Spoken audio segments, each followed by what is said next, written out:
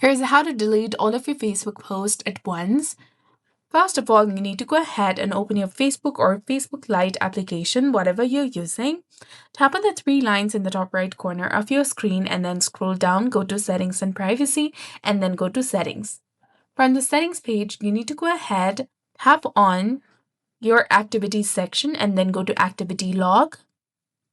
Now go ahead and tap on Manage Your Post option. That is the initial option in this page. Now you can go ahead and tap on Select All if you want to delete all of your shared posts or whatever you've shared on Facebook. You can also use the filters icon, go to Categories, Date, People, and set them accordingly, and then choose to delete it.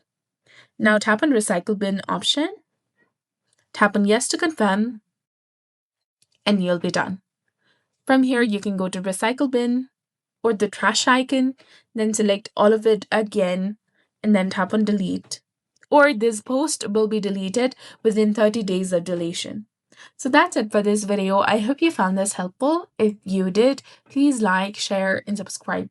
Thanks for watching. We'll see you again in the next one.